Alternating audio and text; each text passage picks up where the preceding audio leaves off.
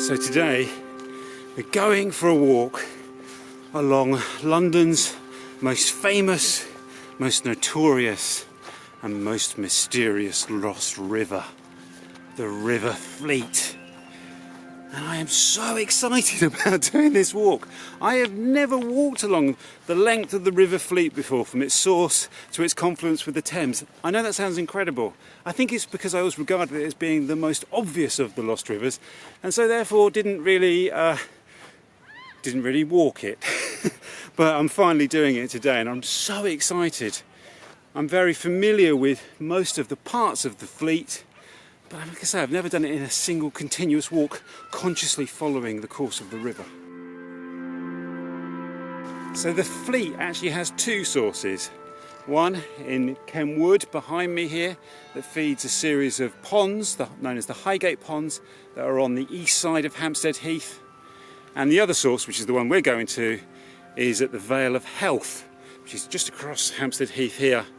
And the two branches of the River Fleet at this stage are divided by Parliament Hill, a very important, strongly resonant location in London. So that's the Highgate Ponds down there, which is on the other branch of the River Fleet before it joins together down in Kentish Town. This is looking down towards the Vale of Health and the strip of land which separates the two branches of the Fleet.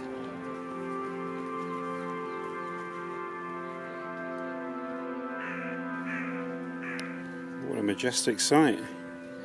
That must be the Parliament Hill tumulus. I wonder if that burial mound was deliberately placed between two springs known to be sacred places in pagan belief.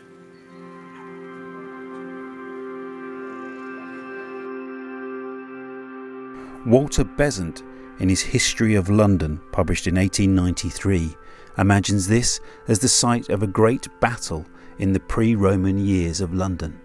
If you visit Hampstead Heath, you may look at a barrow on top of a hill which probably contains the bones of those citizens of London who fell in the victory which they achieved over the citizens of Verulam when they fought it out in the valley below that hill.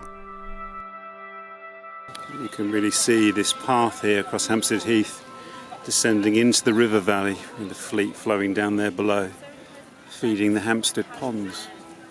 I think this little bridge here crosses the Fleet. I think here we have the Fleet near its source in the Vale of Health, trickling above ground. We don't see it above ground very much. It pretty soon disappears beneath the ground on the south side of Hampstead Heath.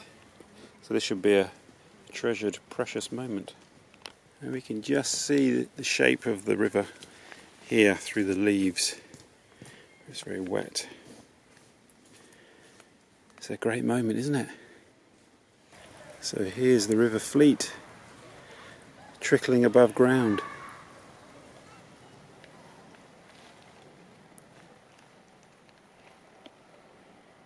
There's something really magical about this little section of the Fleet here as it trickles down through this gully that it's created, flanked by trees, just a gentle little trickle. Hampstead Heath is absolutely packed today. It's full of people, full of families, and yet there's no one down here near probably its greatest attraction, our precious River Fleet, one of London's great lost rivers.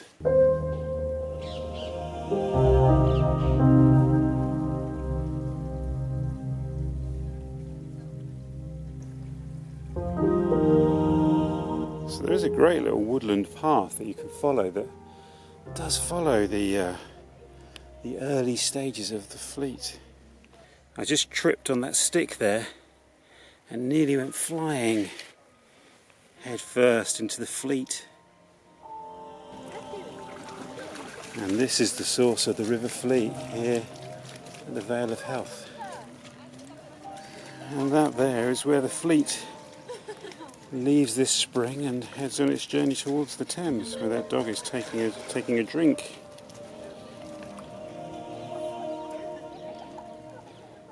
This Vale of Health used, till of late years, to present a sight at once picturesque and pleasant.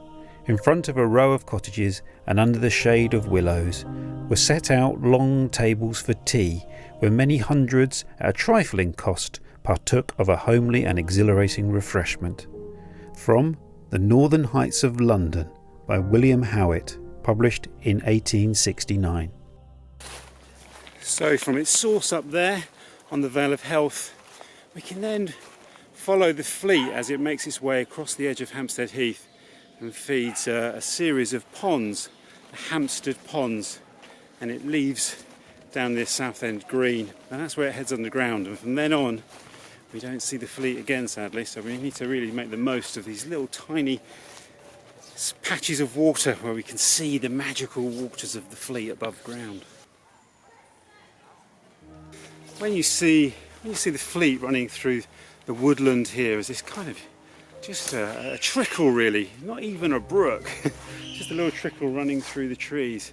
It's interesting to reflect that the name is said to mean, it's Anglo-Saxon for a tidal inlet. In Gillian Tyndall's book, The Streets Beneath, she speculates that it may once have been navigable as far as Kentish Town. In any case, really the name the Fleet, the tidal part of it, only really relates to the lower reaches near the Thames. It was also known as the Old Bourne or the Holborn. The Old Bourne. It was also known as the Town Ditch, or just the Fleet Ditch.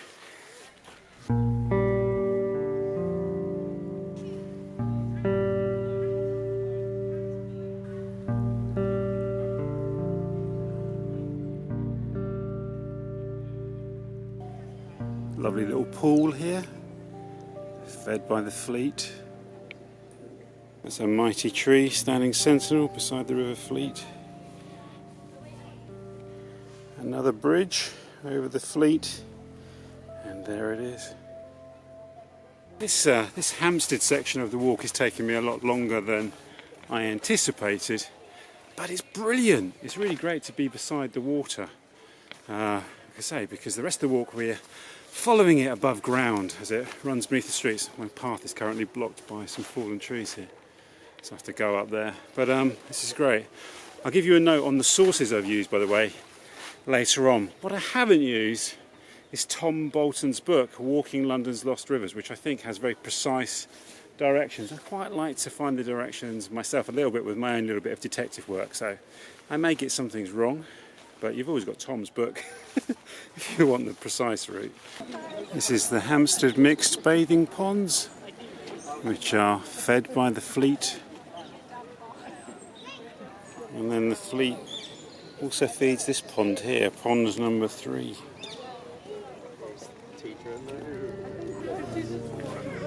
Here we have pond number 4 on the south side of Hampstead Heath.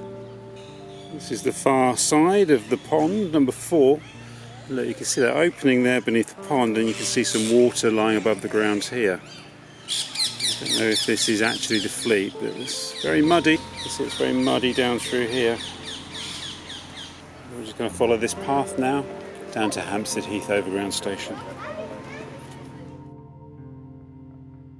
So the river is quite deep underground at this stage. I think it passes beneath Hampstead Heath Station. It certainly flows down towards Southend Green, where we will pick up Fleet Road. A massive queue over the falafel store over there. Queues at all the shops because now we're in lockdown and it's takeaway only. It hasn't stopped people coming out to get food and drink. We are now partly in the land of the writer Will Self and his character Dr. Mukti and Dr. Busner. Busner, of course, works in the Royal Free Hospital just over there.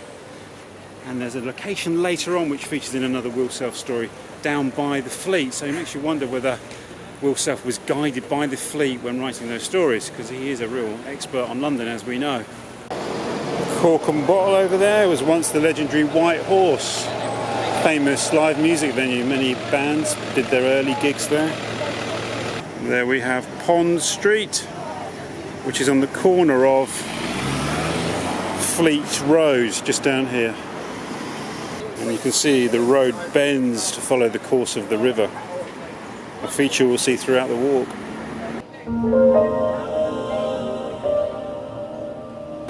gated community here called Bar and Mews, just off of Fleet Road, but you can see the land is much lower down there, so I would say that's most likely the course of the river running down through there.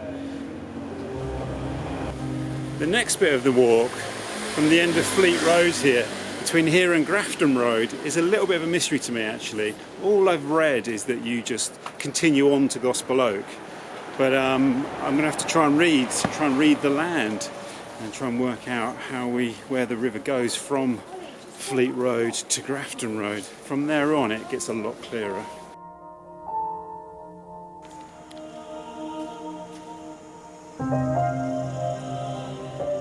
So I think actually the logical way to go is down towards Mansfield Road here and work our way through to Grafton Road. I suppose it's possible that the river is flowing beneath this big block of flats here. It could even be beneath the road here, Mansfield Road. So this is the area behind that big block of flats, parallel to Mansfield Road, Gospel Oak. That would be a good candidate for the course of the river, wouldn't it? This wide open strip here. We're going to follow it into the street.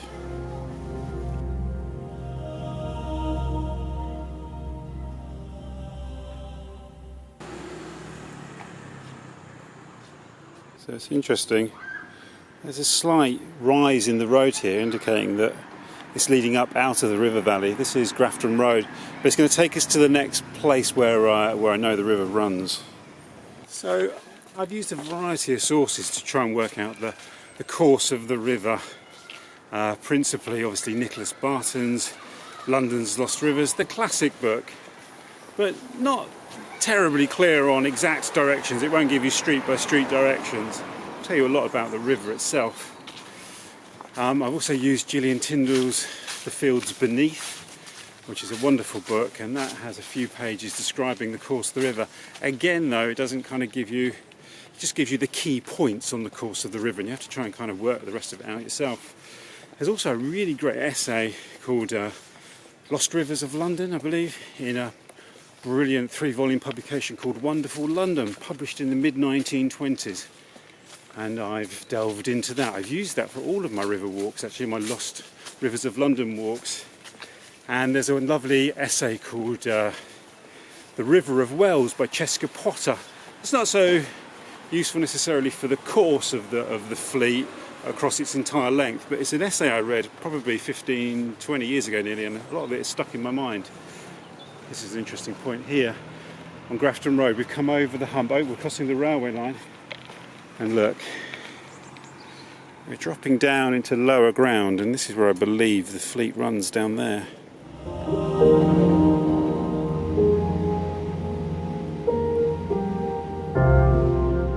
Now I'm pretty sure that the Fleet runs along Grafton Road, or certainly follows this line. It might run behind some of these houses, and I'll show you why shortly. Now I think this house here on the corner features in a collection of Will Self stories called Dr. Mukti and Other Tales of Woe, and I think it plays a crucial role in one of the stories there. I'm a real fan of Will Self's Zach Busner stories.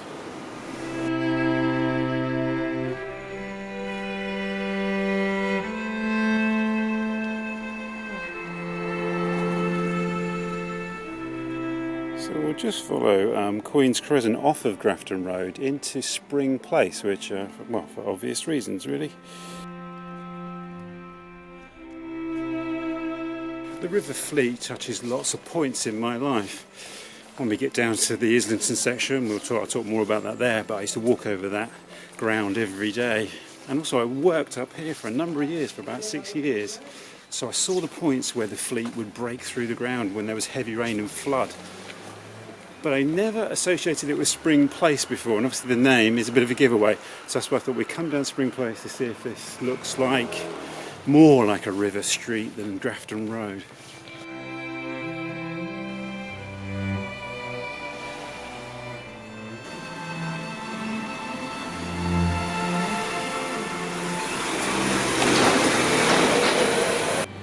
It's just there, near the railway bridge on Grafton Road, you can see Andy's Sandwich Bar. Well, when it rained heavily, it always flooded there outside, and it would actually go into Andy's shop. And I would say, "Oh, Andy, look at that! It's the waters of the River Fleet," as he mopped them out of his shop. But he never seemed particularly impressed by that. However, I think Spring Place has a more riverine feel to it. You have the George IV pub there. It's parallel to Grafton Road, but it brings us out near the corner of Anglers Lane, which of course is a bit of a dead giveaway, isn't it?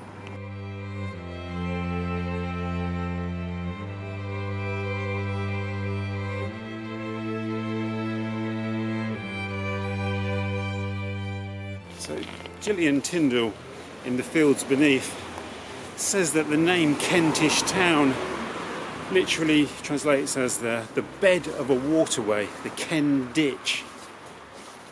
And it was formed around the River Fleet. It's a settlement that was really given birth to by the river. And the river drove its mills, and that cargo was possibly even carried up on small boats. So it gives you an idea of how wide the river would have been before they started siphoning off the water for drinking and other uses in industry. This is Wiles Road. It brings us out onto Anglers Lane. Now it's entirely possible that actually the river is flowing beneath Grafton Road at this point, that maybe it meandered around. But I'm intrigued to see how this aligns with Anglers Road. It's a more neat connection than Grafton Road. And here we have Anglers Lane, so named because apparently this is where people would fish on the banks of the River Fleet. So we're just going to go along Prince of Wales Road now onto Kentish Town High Road. Here we have Kentish Town Road.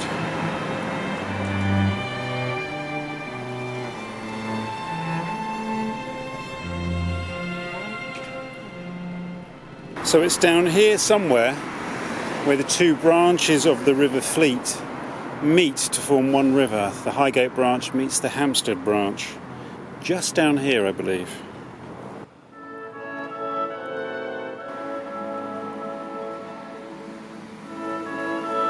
So it's said that this is the point here on Kentish Town Road in front of Quinn's pub, where the two branches of the River Fleet combine to form a single watercourse and flow onwards down through King's Cross, down through Clarkenwell to the Thames at Blackfriars.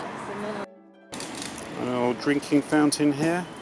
We're actually going to take the street to the left, Camden Street, and there's a point down here where I believe we can get more of a hint of the river.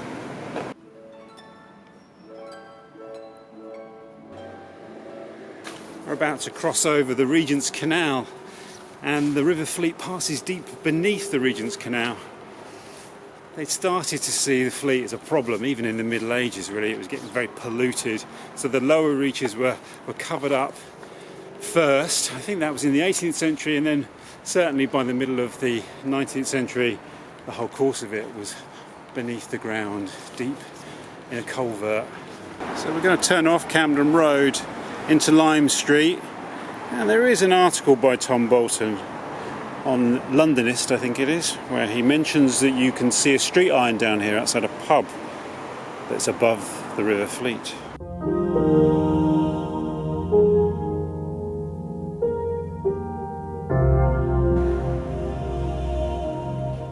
So down there we can actually see some reflections that, according to Tom Bolton, that's the River Fleet. Although you probably can't see it, I can certainly smell it. There's a definite whiff of sewage here. It's really quite a beautiful pub, Prince Albert.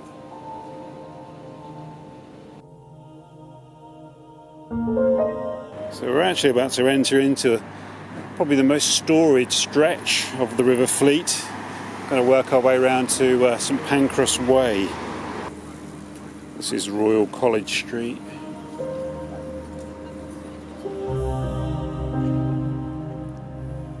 And turning down here past the Golden Lion pub, you can definitely see that the land is dropping down to a lower level at St Pancras Way. So we've just come down Pratt Street. which looks like it could be the course of the river. And we're turning into St Pancras Way. So the shape of this road is said to follow the carters' tracks who pulled their cargoes along the banks of the River Fleet. And it's interesting to see that curvature reflected in this building here.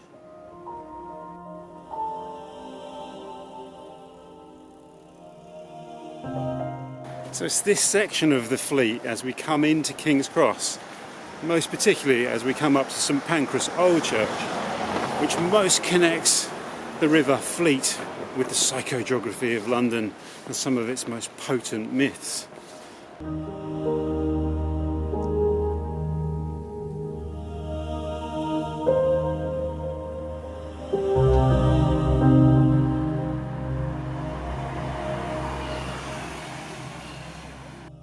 St Pancras Hospital, really imposing old building.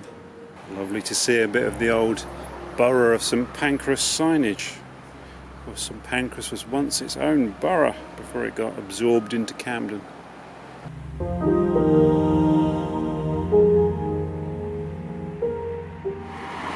So we know that the Fleet flowed along here, along where the road now runs, because above it stood this church, this medieval church, St Pancras Old Church, standing on the banks of the River Fleet.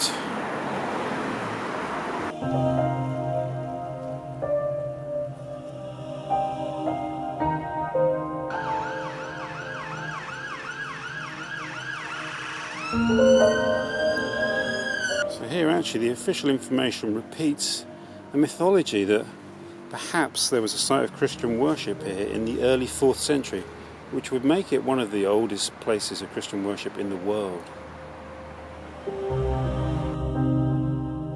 It's a really beautiful, tranquil spot amongst the hustle and bustle of King's Cross.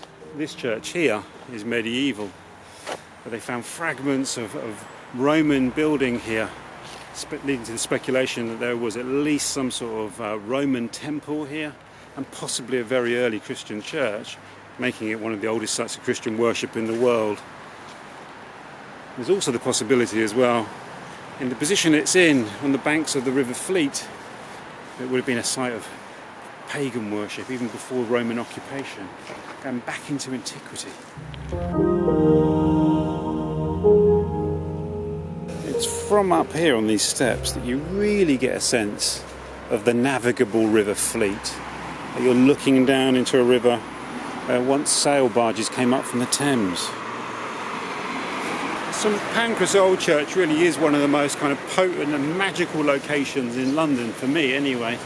It's certainly been mythologised. The idea that it was one of the earliest sites of Christian worship in the entire world is a very intriguing proposition, not sure how true it is. From here, I suppose it makes sense to follow Pancras Road. We're going to go past St Pancras International and down to King's Cross.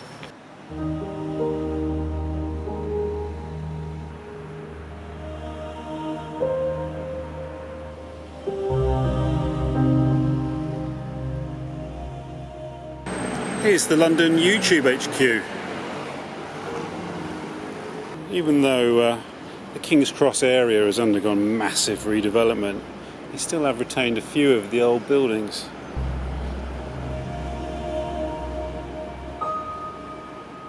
So the river's still flowing beneath the road here and round the Great Northern Hotel.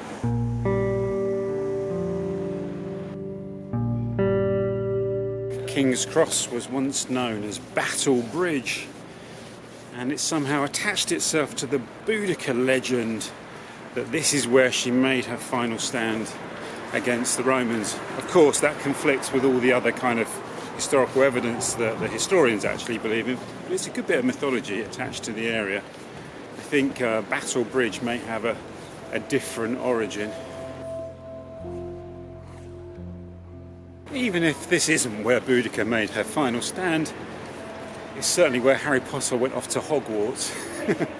But it was certainly a very important kind of point on the River Fleet. It's from the reaches that we're going into now, the lower reaches as it goes towards the Thames, that it was certainly a navigable river. We're going to go across the Euston Road here and down there past the old Scala and follow King's Cross Road.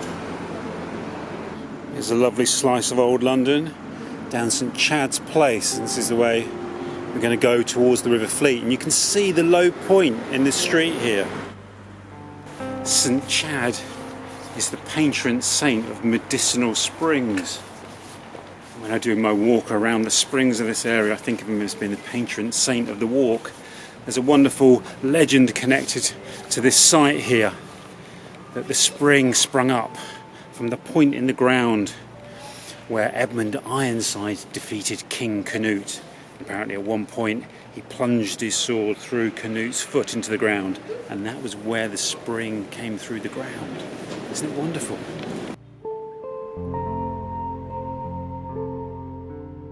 There's a definite low point in the ground here just before we come out onto King's Cross Road, and I would say that's a really strong candidate for the course of the Fleet at this point.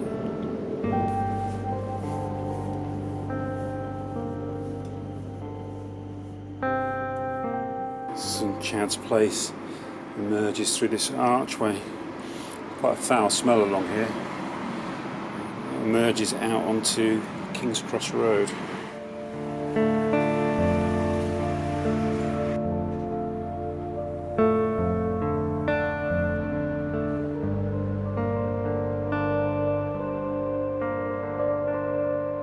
And again here in Field Street, you can see the lower portion of the ground here. Now it's possible that the level of the road was raised above the river, so it's not definitive by any means.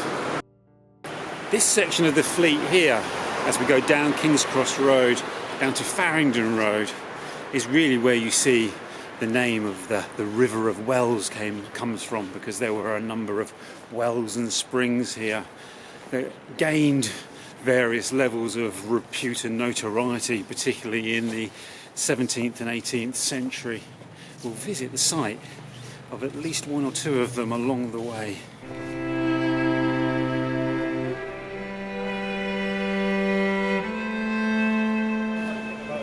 Wicklow Street, one of the old King's Cross streets.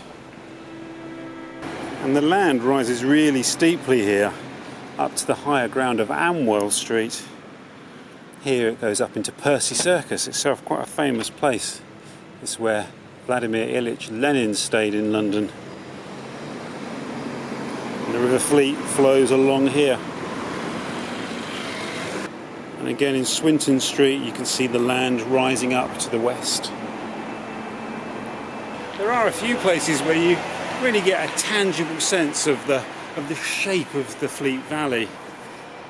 Up there from Amwell Street, looking back across these squares here, particularly looking back across Percy Circus, and from Lloyd Baker Street as well, you look down across the Fleet and you look west across London and you really feel the shape of the river valley here.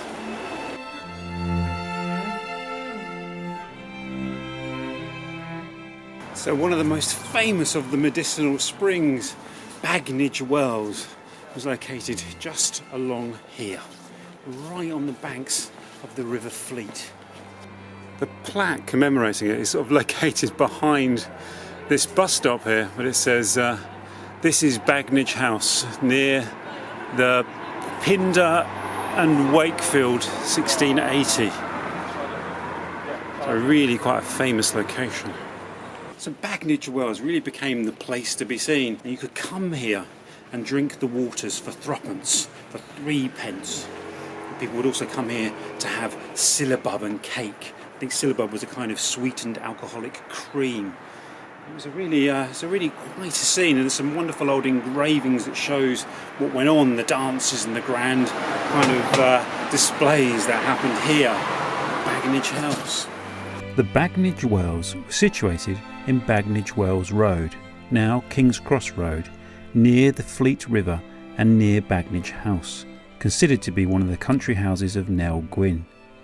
The wells formerly belonged to the Benedictine nunnery of St Mary's, Clarkenwell, and therefore some claim to have been holy wells.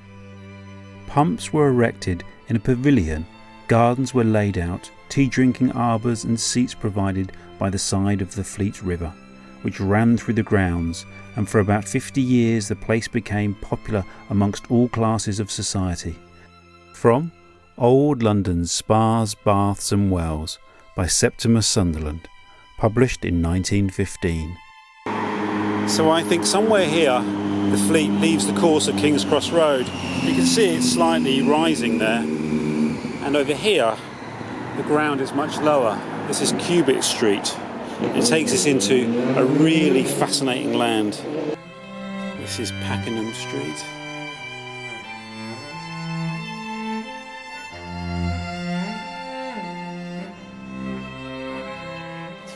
The ground is rising here at Pakenham Street, but you'll very shortly see a very obvious shape of the river valley. We come out here around the back of the Mount Pleasant sorting office. I think the grandest of all London sorting offices, with its own underground railway, which you can actually ride on now. And here at Phoenix Place, you can really clearly see that we're falling down into a river valley. Wow. So this is all brand new since the last time I was down here. It's the site of a massive building scheme on what was once the old parcel sorting office, which was destroyed by an incendiary bomb on the 18th of June 1943.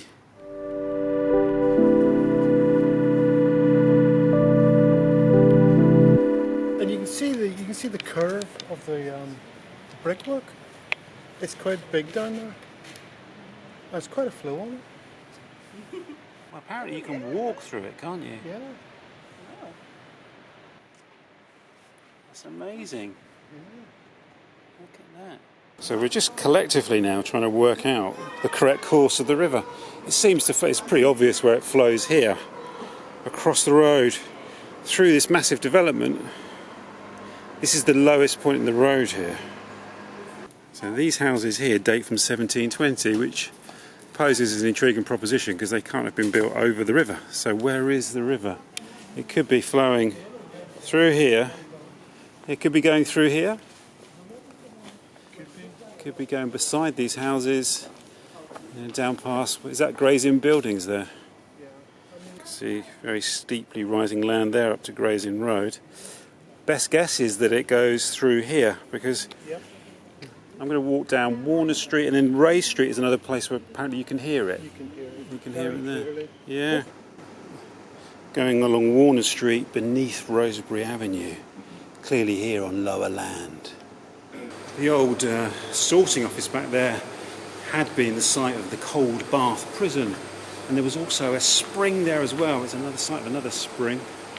There's plenty of intrigue. This is actually, for me, the most intriguing part of the River Fleet. I'm partly speaking to you on the camera and to some lovely people I've bumped into along the way. I would say it runs along here, along the bottom of Eyre Street Hill. Here we're walking through Little Italy, but that will be a video for another day. And just here outside the coach, you get a really good view and a really good listen to the flowing waters of the Fleet. It's a fantastic spot. Fantastic. Look at that. Oh, it's really clear here, isn't it? Yeah. Well, there it is, the flowing waters of the River Fleet. Yeah, and the curve of the brickwork you can see perfectly clearly. Look at that. Wow, that's really... Wow. Oh, wow. Sorry, I'll let you... That is... So it's coming down one of those tumbling staircases.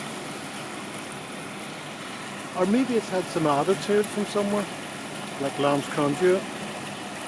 But that's noisy. And from here we can just follow the flowing of the water. Yeah.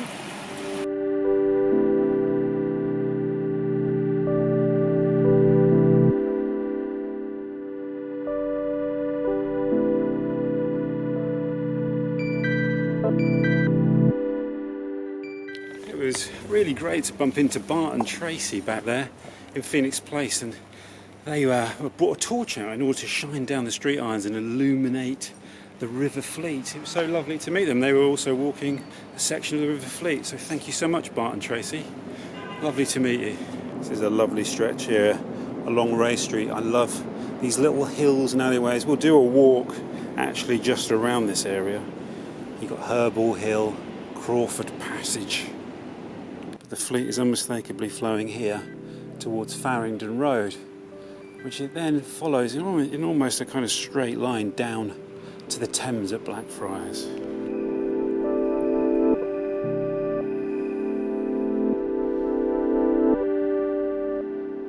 This is Farringdon Road here, where the River Fleet flows, but we're just going to actually go down Farringdon Lane because I want to go to the site of the Clark's Well that gives Clarkenwell its name.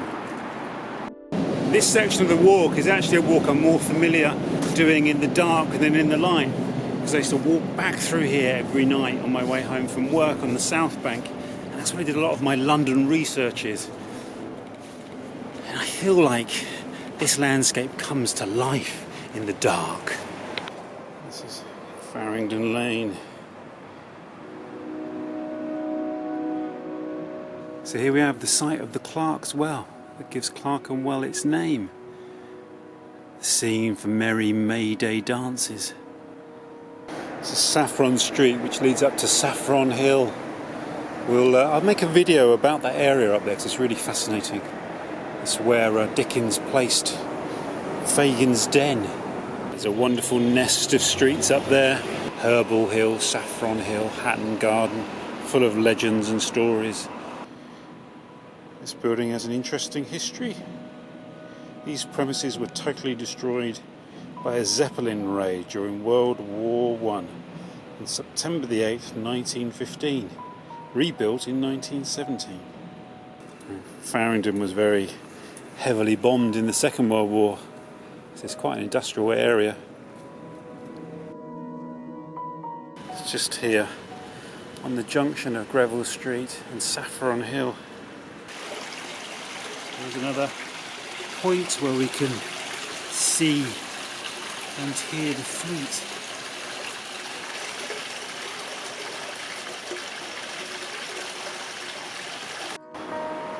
And there's the 1 ton on Saffron Hill, as featured in Dickens' Oliver Twist, as this was the location for Fagin's Den. The 1 ton was patronised by author Charles Dickens and was mentioned in his book Oliver Twist, the fictional name of the 3 cripples. So just on the other side of Farringdon Road you have Smithfield Meat Market, and down here was also the notorious Fleet Prison, which was I think a debtor's prison. But by the time they started to seriously think about culverting the Fleet, the smell was so bad because you had the butchers would chuck away the offal and the offcuts into the Fleet, the blood would run off into the Fleet. You had all the effluent running down from these kind of slum dwellings that were up here on the hills around Saffron Hill and Herbal Hill. So it was basically an open sewer. And apparently the smell was so bad that they even closed the Fleet Prison because they didn't think even prisoners should be made to inhale such a foul stench. Here we have the Holborn Viaduct. If we go up onto the viaducts we get a real sense of the scale of the old River Fleet. There's a drawing here depicting the building of the Holborn Viaduct. Can we see the Fleet on here anywhere? The dragons of the City of London. And we're looking back up the Fleet towards King's Cross here. And here we're looking along the course of the Fleet towards the Thames. We're close to the Confluence now. It's incredible to think of the large ships sailing up the River Fleet at this stage and mooring up along the wharfs and the docks here. It's a whole other vision of London, isn't it? Just as we approach the Thames and the end of the walk, we cross Fleet Street, once the home of Britain's press, and also the site of the Bridewell Church. Here the Fleet flowed across the base of Ludgate Hill, quite a tall, imposing hill upon which now stands St Paul's Cathedral. So I think at this stage, in order to get to the confluence with the Thames, we have to descend into these tunnels.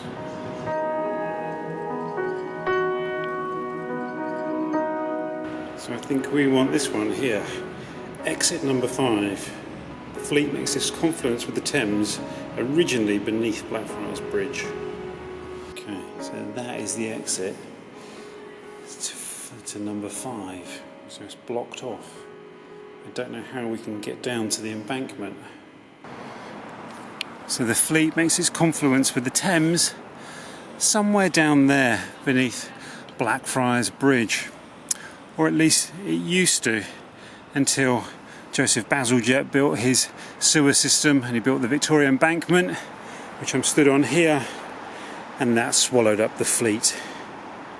So thanks so much for joining me on that incredible walk along the River Fleet, all the way down from Hampstead, down through Kentish Town, through Islington and Clarkenwell down here to the Thames at Blackfriars. What a magnificent experience. How lovely to meet Bart and Tracy along the way to illuminate some of those little fragments of the Fleet so we could see its waters before it flows into the Thames. Thank you also to my wonderful supporters on Patreon, the Radical Ramblers and the Fellow Travellers. And as I always say, I look forward to seeing you on the next walk, wherever that may be.